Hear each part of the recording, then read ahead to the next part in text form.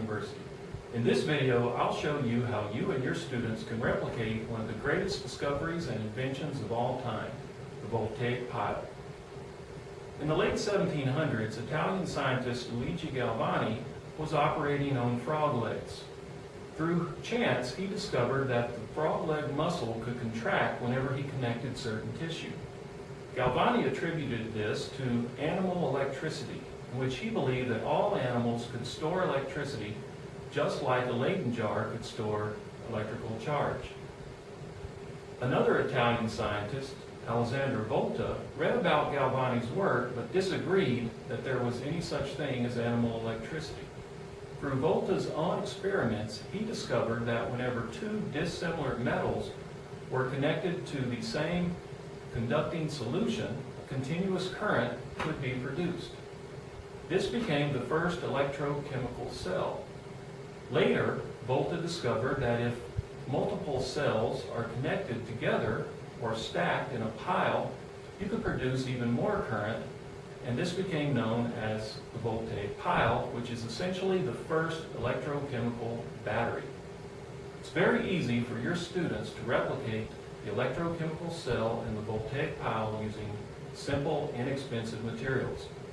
The two metals we'll use are copper and zinc. You can get copper discs by just simply using copper pennies. Even though the penny is not solid copper, the copper coating on the outside is sufficient for this to work. For zinc, one good way to get zinc discs is to buy galvanized electrical boxes. This single box, which was purchased at a local home improvement store for only 74 cents, supplies 17 of these quarter-size zinc discs. For our conducting solution, I'm going to use thick cardstock soaked in salt water. I put the cardstock in the salt water. I take one zinc disc.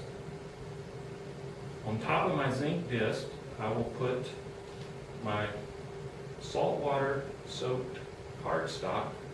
I place a penny on top of that, and with a voltmeter, I can connect the negative lead of the voltmeter to the zinc and the positive lead to the copper penny, and I find that I'm getting a potential difference or voltage of 0.65 volts.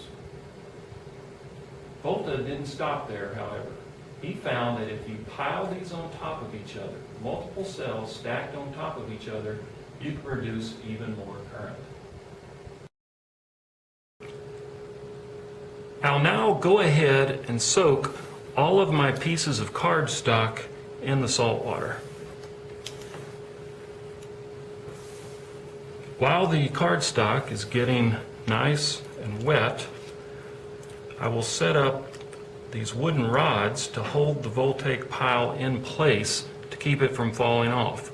I'm going to put the negative post of my voltmeter embedded into some modeling clay, and then I'm going to stick 4 wooden dowel rods into the modeling clay to help support the Voltaic Pile.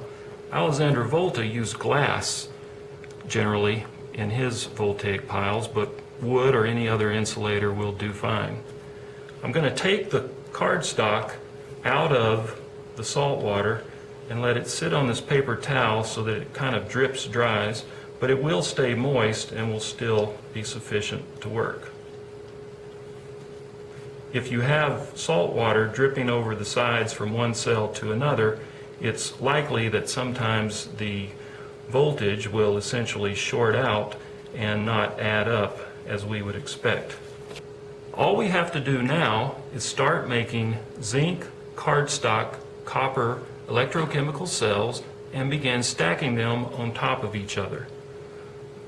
So I place a piece of saltwater soaked cardstock onto my zinc disc, a piece of copper on top of that, and I read a potential of 0.64 volts. I start making more of these cells and pile them on top of each other, where the zinc of one cell is always in contact with the copper of another.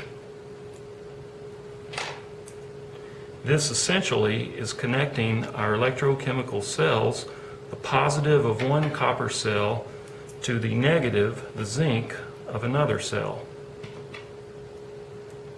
Now I have 4 plus the one that's already there. I have a pile of 5 electrochemical cells, and I'm getting over 3 volts, 3.40 volts.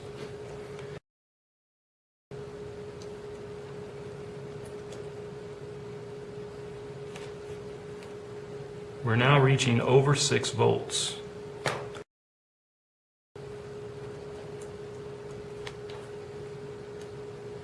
We're now getting over 9 volts. In order to power or light an LED, I need to connect the long lead of the LED, which is the positive, to the positive of my electrochemical battery, which is the copper. The negative lead from the LED will be connected to the zinc at the bottom of the Voltaic pile.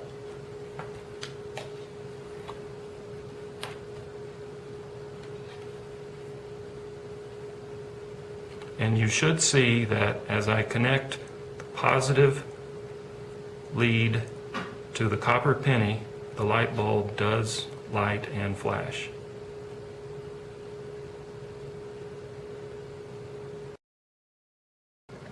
I hope you found this video useful and informative.